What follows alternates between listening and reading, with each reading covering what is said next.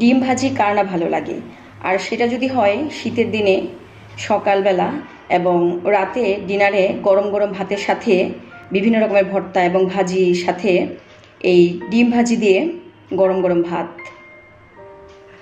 তো শীতের দিনে বা শীতের দিনে যত আইটেমই থাকুক না কেন, মাছ মাংস আরও যে কোনো আইটেম, কিন্তু এই গরম গরম ডিম ভাজি দিয়ে ভাত খাওয়ার মজাই আলাদা। তো হ্যালো এভরিওয়ান, আসসালামু আলাইকুম। নোটস কিচেন থেকে আমি নাসরিন নূর আপনাদের সবাইকে স্বাগত জানাচ্ছি। আমার আজকের রেসিপি শাহী ডিম ভাজি। আমরা তো সবাই ডিম ভাজি খেতে পছন্দ করি। সাধারণত আমরা পেঁয়াজ, কাঁচামরিচ এবং ধনেপাতা দিয়ে ডিম ভাজি করে ফেলি, কিন্তু আজকে আমি আপনাদেরকে যে ডিম ভাজিটা করে দেখাবো সেটাই আমি আপনাদের সাথে আজকে শেয়ার করব। তো চলুন দেখা যাক।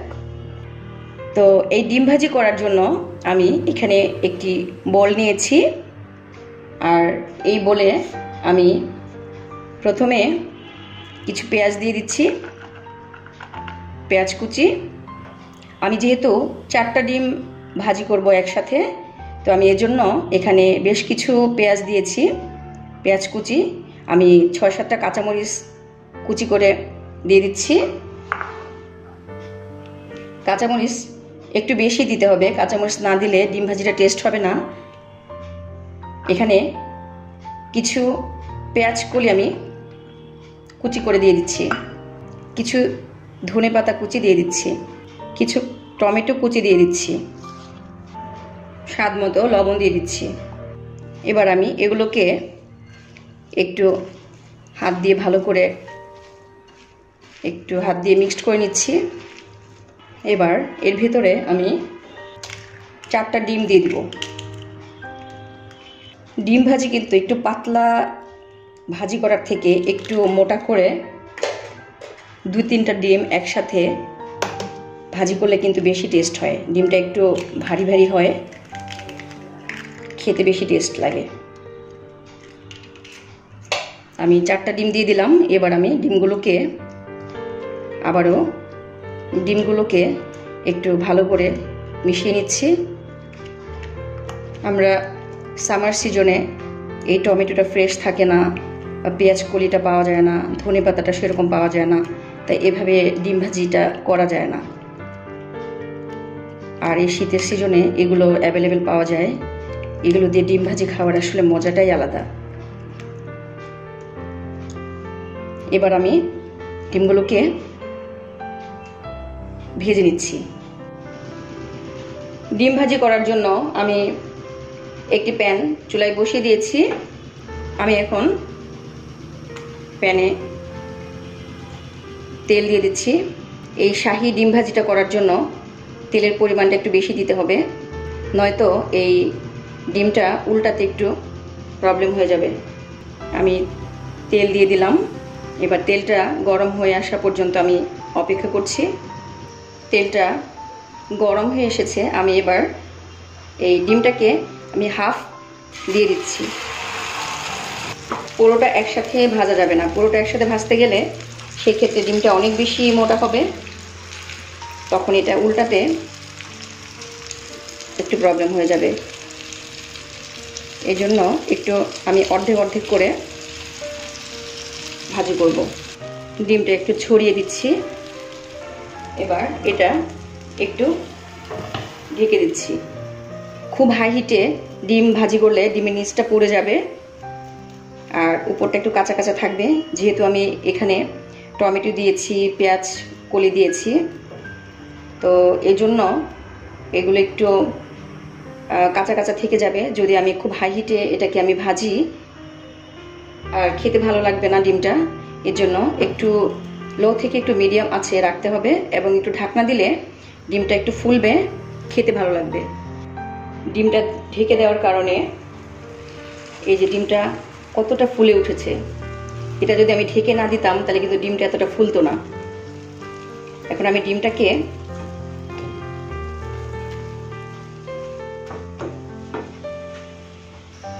আমি উল্টে দিলাম, আবার একটু ঢেকে দিচ্ছি। আমি ঢাকনাটা উঠাচ্ছি।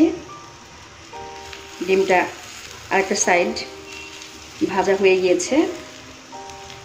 আমি এখন ডিমটাকে একটু পিস পিস করে নিচ্ছি, কারণ একসাথে আস্তে উঠাতে গেলে ডিমটা ভেঙে যাবে। ডিমগুলোকে আমি উঠিয়ে নিলাম।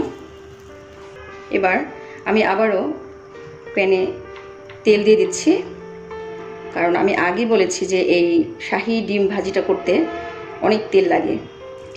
তেল একটু কম দিলে কিন্তু এই ডিমটা উল্টানো যাবে না, একদম ভেঙে যাবে, আর ডিমটা খেতেও ভালো লাগবে না। গরম হয়ে আসা পর্যন্ত অপেক্ষা করছি। তেলটা গরম হয়েছে, আমি এবার বাকি যে হাফটা ছিল সেটাও দিয়ে দিচ্ছি, একটু ছড়িয়ে দিচ্ছি ডিমটা।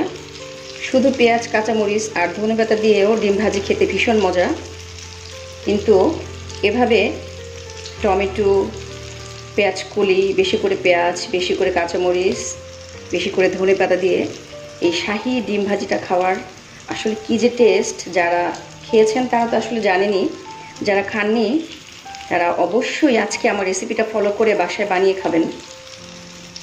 আমাকে কমেন্টে জানাবেন কেমন হয়েছে। একটু ঢেকে দিচ্ছি। ডিমটা এবার আমি উল্টে দিচ্ছি, এক সাইড হয়ে আসছে ভাজা। এবার আমি আবার একটু ডিমটা ঢেকে দিচ্ছি। এই শাহী ডিম কিন্তু আস্তে আস্তে ভাজতে হবে, অল্প জালে। আমি আগে বলেছি এটা অনেক বেশি হাই হিটে ভাজলে ডিমটা পুড়ে যাবে, যেহেতু আমি ডিমের ভিতরে অনেক কিছু দিয়েছি আর একসাথে অনেক ডিম একসাথে দিয়ে ভাজছি, তো ডিমটা একটু ভারী হবে, তাই ডিমটা একটু অল্প আছে আস্তে আস্তে ভাজলে ভেতরটাও ভালো মতো হয়ে যাবে। তো আমার ডিমটা আরেক সাইড ভাজা হয়ে গিয়েছে। আমি এবার ডিমটাকে একটু পিস পিস করে নিচ্ছি। এই যে আমার আরেক সাইড কিন্তু হয়ে গিয়েছে। এর থেকে বেশি ভাজলে কিন্তু ডিমটা কালচে হয়ে যাবে, পুড়ে যাবে, ডিমটা খেতে ভালো লাগবে না। তো আমি ডিমগুলোকে তুলে নিচ্ছি। তো হয়ে গেল আমার গরম গরম শাহী ডিম ভাজি। তো আমার রেসিপিটি যদি আপনাদের ভালো লেগে থাকে, আমার ভিডিওটিতে লাইক, কমেন্ট এবং শেয়ার করবেন এবং আমার চ্যানেলটি সাবস্ক্রাইব করবেন। আর এই শীতে অন্তত প্রতিদিন না হলেও একবার অন্তত আমার এই রেসিপিটা ফলো করে আপনারা বাসায় ডিম ভেজে খাবেন, খুবই টেস্ট। আমি আবারও বলছি, আমাকে কমেন্টে জানাবেন কেমন হয়েছে। আজ এই পর্যন্তই, আল্লাহ হাফিজ।